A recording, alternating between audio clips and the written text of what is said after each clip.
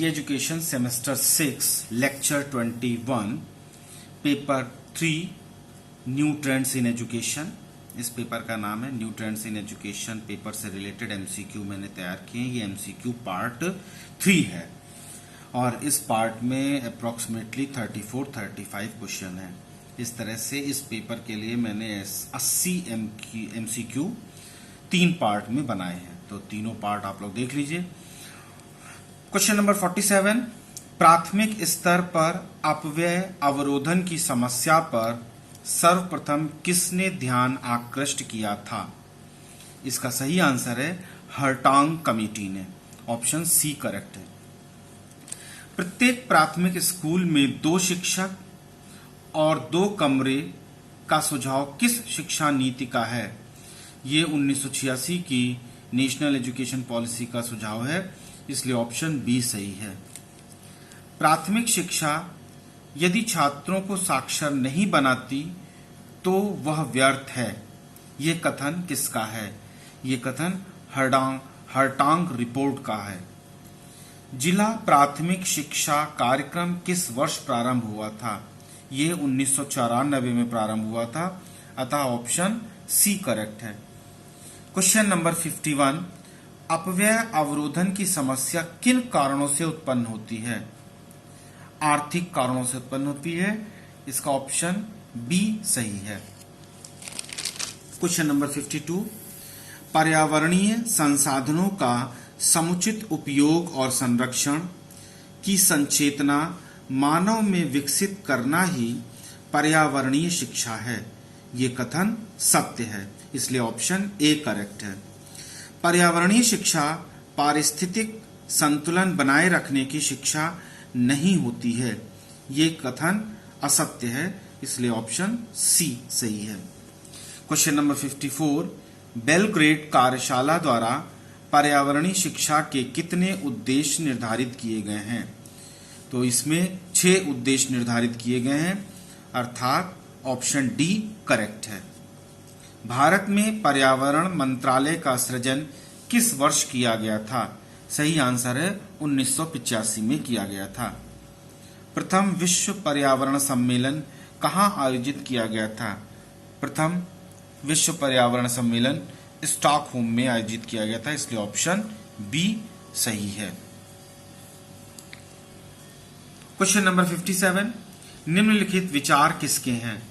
वैश्विक संबंधों का विस्तार, सामाजिक जीवन का विश्व स्तर पर संगठन तथा विश्व चेतना का विकास है। ये कथन किसका है? सही आंसर है लेचनर का है, इसलिए ऑप्शन ए करेक्ट है। शिक्षा बच्चों में अच्छे मूल्यों व प्रजातांत्रिक दृष्टिकोण का विकास करे। ये कथन सत्य है, इसलिए ऑप्शन सी करेक्ट है। अंग्रेजी का प्रचलन बढ़ने से ज्ञान विज्ञान के विभिन्न क्षेत्रों से हिंदी का व्यापक स्तर पर निष्कासन हुआ है। इसका प्रभाव पत्रकारिता व सृजनात्मक साहित्य दोनों पर पड़ा है। यह वास्तविकता में किसका प्रभाव है? तो ये वास्तविकता में वैश्वीकरण के भारतीय शिक्षा पर दुष्प्रभाव का प्रभाव है। क्वेश्चन नंबर 60, वैश्वीकरण के ताजे दौर में अंग्रेजी और प्रभुत्वशाली भाषाओं का दायरा और लोभ बढ़ा है। इस कारण हम मानकर चल सकते हैं कि निजी क्षेत्र में अंग्रेजी माध्यम स्कूल शिक्षा का विस्तार जारी रहेगा। ये कथन किसका है? ये कथन कृष्ण कुमार जी का है।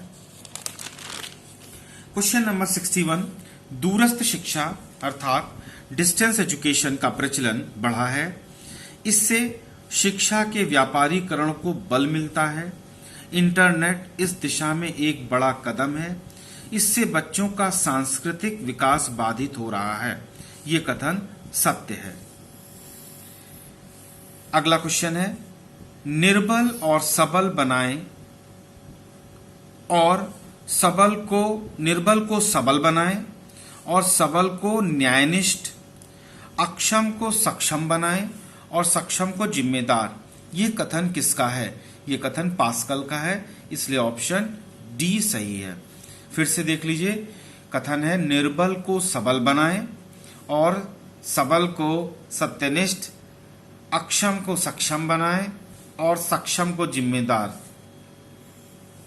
नेक्स्ट क्वेश्चन 63, साधारण बोलचाल की भाषा में निजीकरण का अर्थ है उद्यमों का स्वामित्व, सरकारी अथवा सार्वजनिक क्षेत्र से निजी क्षेत्र या व्यक्ति या निजी कंपनियों में बदला जाना। यह स्वामित्व का हस्तांतरण पूर्व सार्वजनिक क्षेत्र की इकाइयों अथवा उसके एक भाग के लिए हो सकता है। ये जो कथन है ये किसका है? ये A.N. अग्रवाल जी का कथन है, इसलिए ऑप्शन बी सही है। पर्यावरण शिक्षा में कौन कौन सम्मिलित हैं? पर्यावरण शिक्षा में भौतिक पर्यावरण सम्मिलित है, सामाजिक पर्यावरण सम्मिलित है, सांस्कृतिक पर्यावरण सम्मिलित है। ये तीनों ही पर्यावरण सम्मिलित है, इसलिए ऑप्शन डी करेक्ट है, क्योंकि इसमें लिखा हुआ है उपरोक्त तीनों ही पर्यावरण सम्मिलित होते हैं। क्वेश्चन नंबर 65, कथन है सामान्यता निजीकरण शब्द इस प्रक्रिया से संबंध रखता है जो किसी देश की धार्मिक गतिविधियों में राज्य अथवा सार्वजनिक सेक्टर के निवेश को कम करती है। ये कथन या परिभाषा किसकी है? तो ये परिभाषा है N.B. घोड़के की है। निजीकरण के विषय में इनके ये विचार हैं, ये परिभाषा। क्वेश्चन 66, भारत जैसे देश में निजी एवं सार्वजनिक क्षेत्र के सह अस्तित्व की आवश्यकता है जिससे कल्याण के साथ वृद्धि प्राप्त की जा सके। यह कथन है N.B. घोड़के का, इसलिए ऑप्शन डी सही है। क्वेश्चन नंबर 67, किन संदर्भों में पर्यावरण शिक्षा का विशेष महत्व है? सामाजिक संदर्भों में, आर्थिक संदर्भों में, उपरोक्त दोनों में, या किसी में इनमें से कोई नहीं? तो उपरोक्त दोनों में, सामाजिक संदर्भों में, आर्थिक संदर्भों में विशेष महत्व है, इसलिए ऑप्शन सी सही है। पर्यावरण शिक्षा में किस प्रकार के संरक्षण का ज्ञान प्राप्त होता है? खनिज संपदा के संरक्षण का, मृदा संरक्षण, वन्य तथा जलीय जीवों के संरक्षण, उपरोक्त सभी, इसलिए ऑप्शन डी सही है। बालक के स्वयं के विकास की प्रक्रिया में भी पर्यावरणीय शिक्षा की भूमिका महत्वपूर्ण होती है। यह कथन सत्य है। क्वेश्चन नंबर 70, पर्यावरणीय शिक्षा के द्वारा छात्रों में किन प्रवृत्तियों का विकास होता है? पहला ऑप्शन है छात्रों में निरीक्षण करने की प्रवृत्ति का विकास होता है। दूसरा ऑप्शन है छात्रों में प्रयोग करने की प्रवृत्तियों का विकास होता है। तीसरा ऑप्शन है छात्रों में आत्मक्रिया करने की प्रवृत्ति का विकास होता है। एक्चुअली ये तीनों ही ऑप्शन सही है, इसलिए उपरोक्त तीनों अर्थात ऑप्शन डी करेक्ट है। 71, पर्यावरणीय शिक्षा बच्चे को मूर्त से अमूर्त की ओर बढ़ने में सहायक होती है। ये कथन सत्य है, इसलिए ऑप्शन ए करेक्ट है। क्वेश्चन नंबर 72, पर्यावरणीय शिक्षा हमें किन विषयों की जानकारी देती है? हमें वनों के महत्व की जानकारी देती है, वन्य जीवों के महत्व की जानकारी देती है, इन दोनों ऑप्शन ए और ऑप्शन बी दोनों की जानकारी देती है, इनमें से कोई नहीं। तो इसका करेक्ट आंसर है सी, अर्थात वनों के महत्व की जानकारी देती है और वन्य जीवों के महत्व की जानकारी देती है। पर्यावरणीय शिक्षा किस प्रकार की भावना का संचार करती है? पहला ऑप्शन है पृथ्वी एक की भावना का विकास या एक पृथ्वी की भावना का विकास। दूसरा विश्व बंधुत्व की भावना का विकास। तीसरा जियो और जीने दो की भावना का विकास। तीनों ही सही हैं, अर्थात ऑप्शन डी करेक्ट है, उपरोक्त तीनों। पर्यावरणीय शिक्षा प्राचीन सांस्कृतिक मूल्यों की शिक्षा है। यह कथन सत्य है, इसलिए ऑप्शन ए सही है। पर्यावरणीय शिक्षा सभी प्रकार के प्रदूषणों का ज्ञान कराती है।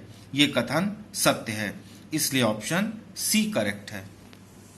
क्वेश्चन नंबर 76, पर्यावरणीय शिक्षा किन बातों का छात्रों को ज्ञान कराती है?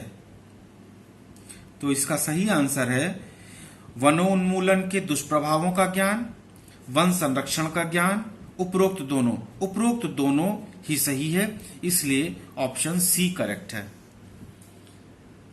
अगला क्वेश्चन स्टेटमेंट बेस्ड है। पर्यावरणीय शिक्षा का अभिप्राय मानवीय पारिस्थितिकी एवं मानवता की प्रवृत्ति के साथ संबंध स्थापन की जागरूकता विकसित करने से है। ये कथन किसका है? ये कथन भोला प्रसाद लोहानी जी का है, इसलिए ऑप्शन ए करेक्ट है। क्वेश्चन नंबर 78, पर्यावरणीय शिक्षा विश्व मानव समुदाय को अपने जीवन मूल्यों पर पुनर्विचार हेतु प्रशिक्षण प्रदान करती है।